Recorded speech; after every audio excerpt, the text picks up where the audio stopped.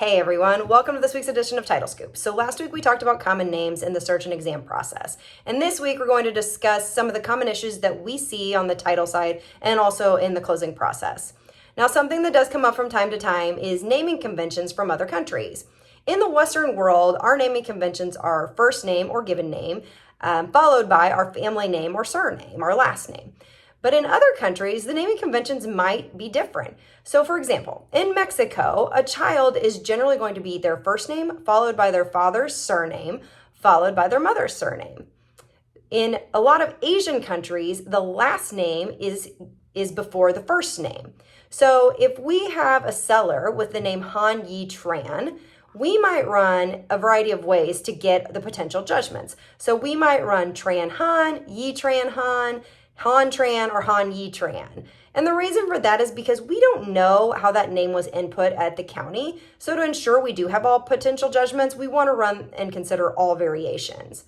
Now, let's move on to the closing process and some of the things that we see there. Now, the one thing I'll say is the best rule to remember is we want everything to match. What I mean is I want the identification to match the deed and or the mortgage, and it'd be great if it matched the contract as well. So we want all the names to be the same. But as we know, that's not always the case, and there might be a reason for it. So maybe the person just got married or divorced, or maybe they go by a different professional name, or maybe they go by a nickname. So with any of those, we can a lot of times get there. We just may need more information and to get the deal done. Now, if someone comes to closing and their ID doesn't match, we probably want to ask questions. We want to find out why the ID doesn't match, what's going on, and then we can go from there. Now, I will say, know your notary rules in your state, because most of the time you're going to have an approved identification document list, but then there may be other ways to identify a person.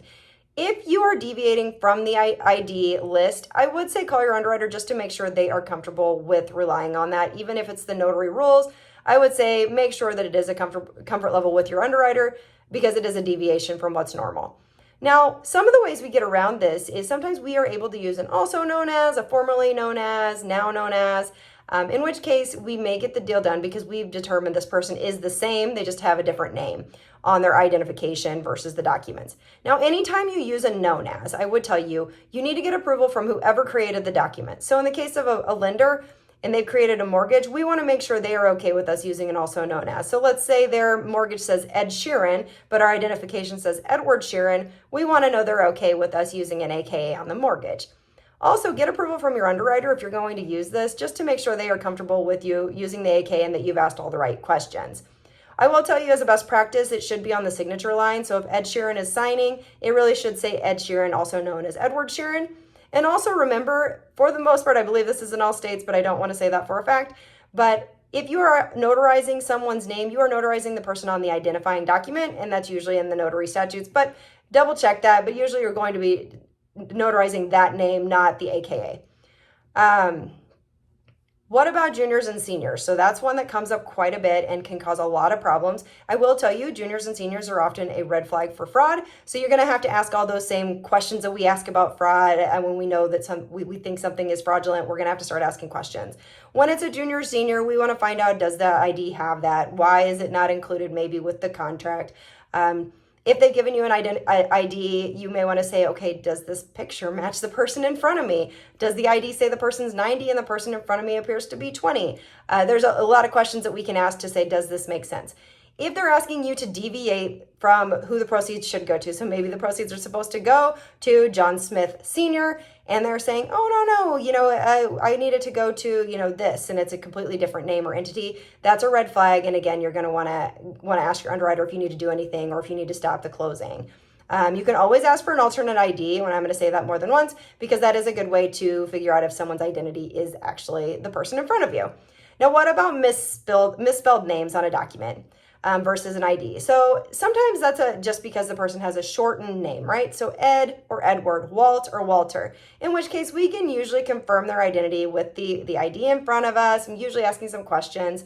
If it is different, you do want to get approval from the lender if it's on a mortgage because you want to make sure they know that it doesn't match. And then I usually would suggest getting a name affidavit just saying this person is one and the same so that we have that of record in our file. I should say we're not usually going to record those. Now, if it's a significant difference, I will tell you be careful and ask questions. If the document says Jeremy, but their ID says Jermaine, that could be a really big red flag of why is this so different. Ask for an explanation. There might be one, but you're still going to want to make sure the lender approves and your underwriter approves on that. If it really is a misspelling, have the lender fix it. Don't use an AKA if it's not really an AKA. Have them fix their document so that it matches the ID. And if the signer claims there's an issue with the name on the ID, ask for an alternate ID. I will tell you best practice across the board. If you are unsure and you're feeling like, oh, this ID maybe isn't right, or I just feel like something's off, ask for an ID. A lot of times that will prevent fraud, because if they can provide it and you have a comfort level and your underwriter has a comfort level, then you can move forward once we have all the facts. All right, with that, we are going to call it a week. If you guys have questions, let me know. Otherwise, we'll see you next week.